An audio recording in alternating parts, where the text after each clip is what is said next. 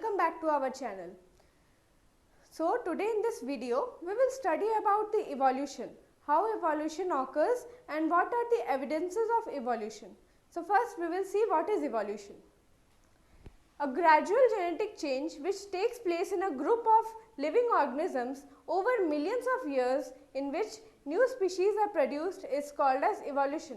तो evolution का मतलब क्या हुआ कि gradual genetic change हो रहा है, genes जो है वो change हो रहा है in a group of living organism में वो change हो रहा है genes over millions of years, बहुत millions of years के बाद ही हम लोग को वो genetic change या फिर वो variation जो हो रहा है वो हम लोग को visibly दिखता है. So उससे क्या होता है, new species are produced. This is called as evolution. तो evolution मतलब बहुत टाइम, मतलब मिलियंस ऑफ ईयर्स लगता है. कोई भी जेनेटिक चेंज धीरे धीरे हर जनरेशन बाई जनरेशन वो चेंज हो रहा है, उससे एक नया टाइप ऑफ स्पीशीज जो है वो इवॉल्व करता है. तो इसी को बोलते हैं evolution. The accumulation of variation from generation to generation for millions of years to produce new species. तो यहाँ पे क्या हो रहा है, एक्युमुलेशन ऑफ वेरिएशन, हर जनरेशन बाई जनरेशन थोड़ा बहुत वेरिएशंस हो रहा है और फिर बहुत सारा वेरिएशन मतलब एक्युमुलेशन हो जाएगा उसका, तो उसको उससे फिर वो न्यू स्पीशीज का फॉर्मेशन हो जाएगा. तो इसी को बोलते हैं evolution. So this is the process of evolution.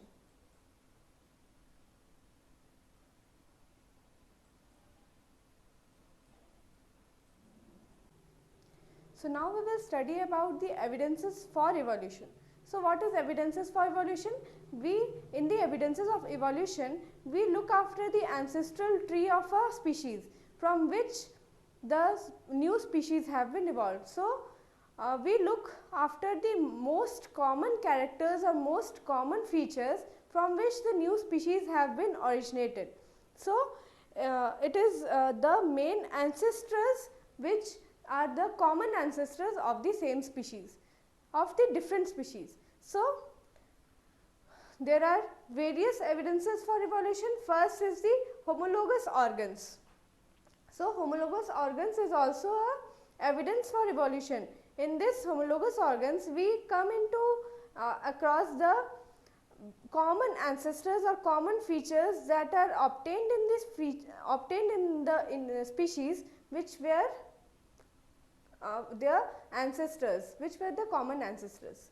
So homologous organs, those organs which have some basic structure but different functions are called as homologous organs. तो homologous organs का मतलब हुआ कि उसका जो स्ट्रक्चर रहेगा, homologous organs का जो स्ट्रक्चर रहेगा वो सेम रहेगा, वो सिमिलर रहेगा जितना भी स्पीशीज हम लोग देखेंगे, लेकिन उसका स्ट्रक्चर तो सेम रहेगा लेकिन उसका फंक्शंस डिफरेंट हो जाएगा. वो हर जो मतलब वो जो स्ट्रक्चर जिसका हम लोग देखेंगे, बात करेंगे, उसका जो फंक्शंस होगा पर्टिकुलरली डिफरेंट स्पीशीज के लिए डिफरेंट रहेगा. So for example, four limbs of frog, four limbs of lizard, four limbs of bird and four limbs of humans. तो ये चारों जो एग्जांपल है, फ्रॉग, लिजार्ड, बर्ड और ह्यूमंस, ये लोग का जो फोर लिम्स है मतलब हैंड पार्ट, मतलब जो है फोर लिम्स हाथ का पार्ट होता है, उसका जो स्ट्रक्चर रहेगा वो सेम रहेगा ये चारों में. मतलब ह्यूमरस, रेडियस, अल्ना सारा चीज रहेगा, कार्पल्स, मेटाकार्पल्स, फिंगर सारा चीज रहेगा, सारा का सिमिलर रहेगा, लेकिन सबका जो डिफरेंट फंक्शंस होगा. ये चारों का जो फोर लिम्स है इसका फंक्शन डिफरेंट है. तो क्या क्या फंक्शंस है? Four limbs of frog helps in jumping, jumping में हेल्प करेगा फ्रॉग को. Four limbs of lizard helps in running, running में हेल्प करेगा, मतलब उसको मूवमेंट, फास्ट मूवमेंट में हेल्प कराएगा. Four limbs of birds helps in flying, उसको फ्लाई करने में हेल्प करेगा. और four limbs of humans helps in grasping, मतलब कोई भी ऑब्जेक्ट को टच करना या उठाना या कोई भी चीज़ अपने हाथ में रख लेना. तो ये होता है different functions of the four limbs. तो यही जो यहाँ पे एग्जाम्पल था, ये इस एग्जाम्पल को हम लोग बोलते हैं होमोलोगस ऑर्गन्स, क्योंकि इसका ऑर्गन सेम है. मतलब हम लोग समझ सकते हैं कि ये कॉमन एंसेस्टर से आया है, लेकिन धीरे धीरे वो जाके वेरिएशंस कर दिया और अपना फंक्शंस उसका डिफरेंट हो गया. सो बेसिकली ये एग्जाम्पल इससे समझ में आ रहा है कि इसका एंसेस्टर जो है वो सेम है, सिमिलर है. Now we will see the second advances evidences for evolution, that is analogous organs. Analogous organs का मतलब है those organs which have different basic structure but perform similar functions are called as analogous organs. तो analogous organs का क्या है कि वो लोग का जो स्ट्रक्चर रहेगा वो डिफरेंट रहेगा और उसका जो फंक्शंस होगा वो सिमिलर रहेगा। तो एनालॉगस का एग्जाम्पल क्या है कि example wings of insect, wings of birds and wings of bat. ये तीनों जो है इंसेक्ट्स, बर्ड्स और बैट्स, ये तीनों का जो फंक्शन है वो सिमिलर है। क्या फंक्शन सिमिलर है कि ये फ्लाइंग मतलब फ्लाइट में हेल्प करता है। तीनों का जो विंग्स है उसको फ्लाइट देता है मतलब फ्लाइंग में हेल्प करता है। लेकिन तीनों का जो स्ट्रक्चर है, तीनों का स्ट्रक्चर डिफरेंट है। तीनों का जो विंग्स है वो डिफरेंट स्ट्रक्चर से बना हुआ है। तो सबसे पहले जो है विंग्स ऑफ इंसेक्ट्स, इंसेक्ट्स का जो विंग्स है वो मसल से बना हुआ है। विंग्स ऑफ बर्ड्स, बर्ड्स का स्ट्रक्चर वो विंग्स जो है वो फेदर से बना हुआ है। और विंग्स ऑफ बैट जो है, बैट का जो विंग्स है वो स्केलेटन से बना है। तो तीनों का जो फंक्शन है वो तो सेम है लेकिन तीनों का स्ट्रक्चर जो है वो है डिफरेंट। सो इसीलिए इसको हम लोग डाल दिए हैं in the category of analogous organs. तो इससे हम लोग को क्या समझ में आ रहा है कि तीनों का जो स्ट्रक्चर है वो डिफरेंट है, मतलब तीनों डिफरेंट एंसेस्टर्स से आया है लेकिन वो तीनों आकर के एक पर्टिकुलर इन्वायरमेंट में आकर के उसका फंक्शंस जो है वो सिमिलर हो गया, सेम हो गया। मतलब तीनों एक इन्वायरमेंट में आकर के अपने आप को एडजस्ट कर लिया। तो इसीलिए इसको हम लोग डालेंगे एनालॉगस ऑर्गन्स में। तो इसमें जो है हम लोग क्या देखें कि ये तीनों जो है ये डिफरेंट एंसेस्टर्स से आया है लेकिन आकर के एक जगह पे एक्युमुलेट हो गया है और वहाँ से फिर वो अपना वेरिएशन से अपना इवोल्यूशन किया, अपना स्पीशीज जो है वो नंबर इंक्रीज किया है। तो ये था analogous organs. Now the third evidences for evolution is fossils. So what are fossils? The remains of dead and decaying matter of animals or plants that are buried under the earth for millions of years are known as fossils. तो fossils का मतलब क्या हुआ कि जो dead और decaying matter of animals और plants है जो मर गया है, वो decay हो गया है soil के अंदर, तो वो धीरे धीरे वो अर्थ के अंदर buried होते जाता है। मतलब वो धीरे धीरे नीचे जैसे जैसे soil का लेयर बढ़ते जाता है वो धीरे धीरे नीचे शिफ्ट होते जाता है।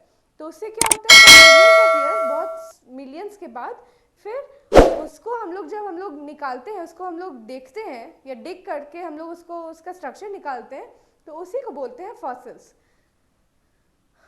सो the dead and decaying matter of animals and plants that are buried under the earth for millions of years are known as fossils.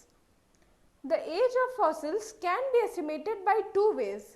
तो हम लोग जो फॉसिल्स हम लोग निकालेंगे अर्थ के अंदर जो बरीड हो गया है उसको अगर हम लोग निकालेंगे तो हम लोग को कैसे पता चलेगा कि वो कितना साल पुराना है या वो कितना मिलियंस ऑफ ईयर्स का है? तो सबसे पहला मेथड है रिलेटिव मेथड और दूसरा होता है कार्बन डेटिंग मेथड। तो ये दो मेथड से हम लोग पता कर सकते हैं कि ये जो फॉसिल है वो कितना ईयर्स या कितना साल पुराना है। तो सबसे पहला जो है रिलेटिव मेथड, इसमें हम लोग क्या करते हैं कि हम लोग सॉइल को डिग करते जाते हैं। डिग करते हुए हम लोग को धीरे धीरे एक लेयर मतलब एक जगह पे आकर के हम लोग को फॉसिल्स का इम्प्रिंट्स या उसका जो डेड पार्ट्स, डेड और डिकेइंग पार्ट्स जो होता है एनिमल्स या प्लांट्स का, वो बोन्स या फिर लीफ का कोई भी स्ट्रक्चर वो बरीड हो जाता है जो सॉइल के अंदर, उसका हम लोग इम्प्रिंट्स हम लोग को दिख सकता है या फिर डेड रिमेनिंग्स बोन्स हम लोग को दिखता है। तो उसको हम लोग फिर निकाल के स्टडी कर सकते हैं कि ये कितना साल पुराना है। तो इससे ये समझ में आएगा कि जितना ऊपर में हम लोग को सॉइल के जितना ऊपर हम लोग को कोई भी फॉसिल मिलेगा वो सबसे पुराना मतलब वो जस्ट न्यूली फॉसिल्स होगा। लेकिन और भी हम लोग नीचे सॉइल के अंदर जाते रहेंगे, हम लोग को और भी अगर ऐसे ही फॉसिल्स दिखते जाएगा तो इससे पता चलेगा कि वो और भी पुराना ऑर्गेनिजम्स था, वो और भी पुराना स्पीशीज था। तो जितना ओल्डर फॉसिल होगा उतना ही डीपर वो फॉसिल हम लोग को वहाँ से मिलेगा। तो जितना ओल्डर ऑर्गेनिजम्स होगा वो उतना डीपर होगा उसका फॉसिल्स या उसका फॉसिल्स। हाँ, सो ये था रिलेटिव मेथड। नेक्स्ट है carbon dating method. Carbon dating method में क्या है कि हम लोग रेडियो एक्टिव कार्बन जो कि कार्बन 14 हम लोग उसको लिखते हैं, उसका हम लोग रेडियो एक्टिविटी हम लोग मेजर करते हैं। तो उससे क्या होगा कि जो अभी लिविंग ऑर्गेनिजम्स है उससे जो फॉसिल्स हम लोग को मिला, क्योंकि बोन्स में कार्बन प्रेजेंट रहता है, उसका रेडियो एक्टिविटी हम लोग निकाल सकते हैं उससे। तो जो डेड रिमेनिंग्स या जो फॉसिल्स का हम लोग रेडियो एक्टिविटी अगर निकालेंगे और अभी का जो लिविंग ऑर्गेनिजम्स का रेडियो एक्टिविटी का हम लोग रेशियो लेंगे, तो उससे पता चलेगा कि वो कितना साल पुराना वो ऑर्गेनिज्म या वो फॉसिल है। सो इसीलिए ये दूसरा मेथड है कार्बन डेटिंग, मतलब कार्बन का रेडियो एक्टिव कार्बन हम लोग उससे मेजर करते हैं, उसका रेशियो निकालते हैं और उससे पता करते हैं कि वो कितना साल पुराना है। तो जितना पुराना फॉसिल्स होगा उसका रेडियो एक्टिव लेवल उतना ही कम होगा as compare to the newer fossils. So ये था evidences for evolution. That's all for today. Thank you students.